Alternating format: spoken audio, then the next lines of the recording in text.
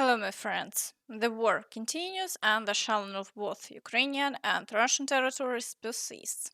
Late last night, a report surfaced about a drone attack on Russian territory in the Rostov region. In connection with these, temporary restrictions were introduced at airports in Kaluga, Saransk, Penza, and Saratov.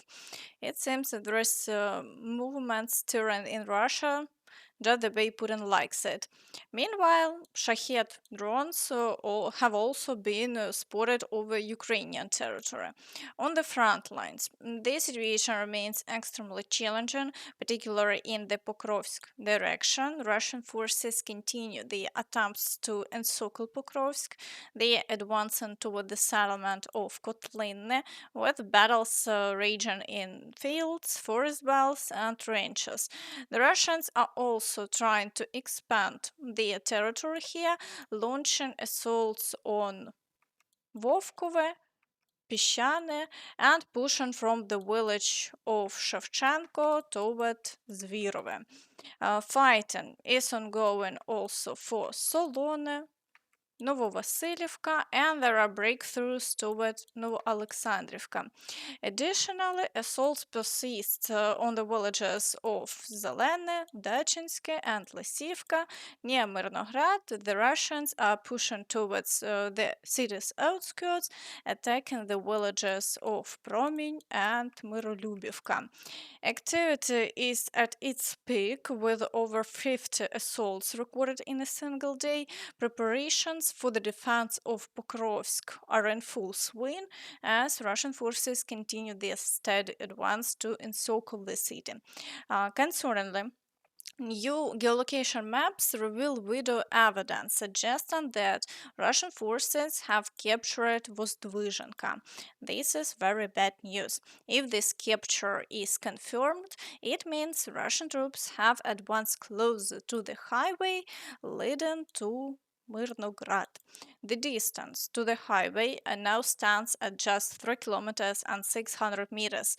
Crucially, they no longer need to seize any additional villages to reach the road. Open fields provide a direct path. If successful, this development will drastically worsen the situation for both Myrnohrad and Pokrovsk. Today, Russian forces continue assaults toward Baranivka and Tarasivka. While no reported successes have emerged, the activity in these areas is evidently intensifying. In the Kurakhove direction, the Russians are assaulting Ukrainka, Petropavlivka, Shevchenko, Dachne, and Kurakhove. They are pushing from the village of Konstantinopolske and attacking Rozliv. While no territorial changes have been reported in the past day, activity remains high and the situation is extremely difficult. Russian forces are actively deploying FPV drones in this area, making defense increasingly challenging. In the Velika Novosilka direction. Russian troops are expanding their territory and advancing closer to the city itself. They are assaulting Neskuchne and intensifying Shalin. Additionally, they are actively using equipment to try to encircle the city completely. This raises a critical question: how much longer can the Ukrainian armed forces hold the line? Fighters on the ground described the situation as follows. Our guys destroyed a Russian group attempting to breach Neskuchne. Meanwhile, the Russians are pressing from forest lines toward Vremivka. Holding these settlements is vital. If they are lost, retreating from Velika Novosilka will be exceedingly difficult for our troops. To the north, the Russians are regrouping, seeking fresh forces to push toward Novochertovate and resume assault south of the village. The coming days here promise to be pure hell. In the Zaporizhzhia direction, Russian forces are assaulting Novoandriivka and Shalin frontline territories. So far, they have achieved no significant success, but their activity appears highly suspicious. It's possible they're still preparing for a major offensive. For now, we remain on alert. In the Kherson direction, the Russians are continuing efforts to break through near the Antonivsky Bridge to expand their controlled territory and advance toward Kherson. Similarly, they are attempting to push forward in the area near Novakhovka. However, no new gains have been reported in the past day, and the front line remains unchanged. Now, moving on to the Toretsk direction. Here, Russian forces continue the assaults near Sherbinivka and are attempting to advance on Toretsk.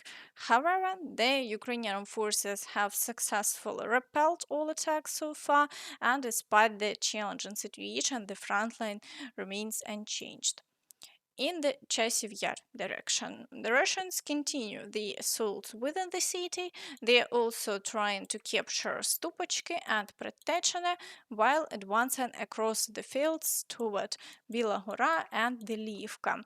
However, they have achieved no success and the front line hasn't shifted over the past day.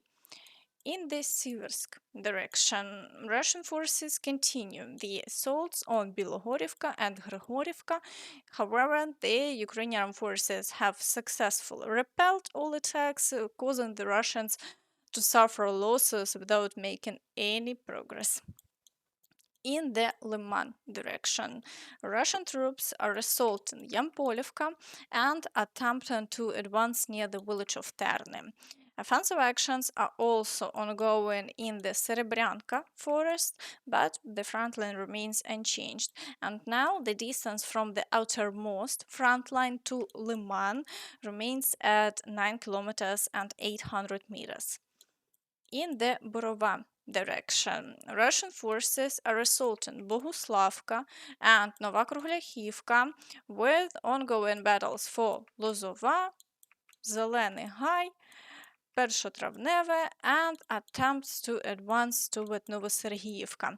Further south, skirmishes are reported near Cherneshina and Druzhelyubivka. Despite heavy activity, the front line hasn't shifted in the past 24 hours. However, the intensity in this area has prompted reports of Ukraine reinforcing defensive preparations in Izyum and Balakliya.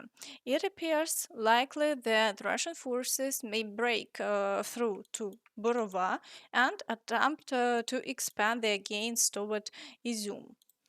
Circular defenses of Izyum and Balakliya are being established, stated Oleg Sinigubov, the head of the Kharkiv Regional Military Administration. Measures are being taken to monitor the front line and adapt to shifts in Russian movements and priorities. Unfortunately, previously liberated territories are gradually falling back into the hands of the Russians. Meanwhile, in the Kupyansk direction, it remains quiet. No new assaults have been launched by Russian forces, and prior attempts were unsuccessful. For now, the situation remains under control.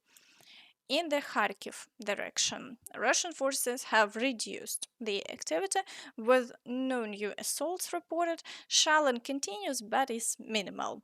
Around Vovchansk, battles persist as they attempt to advance toward the plant. However, Ukrainian defenders successfully repel attacks daily and the front line remains unchanged. In the Kursk direction, North Korean and Russian forces are continuing their counteroffensive. Despite some efforts, the activity has decreased and no new gains have been reported for another day. The front line has stayed static as Ukrainian forces hold their positions. We wait to see how events unfold further. And that's all from me. So please don't forget to like this video, subscribe to the channel, and hit the notification bell to stay updated on all the latest news. Thank you for watching and see you next time. Bye bye.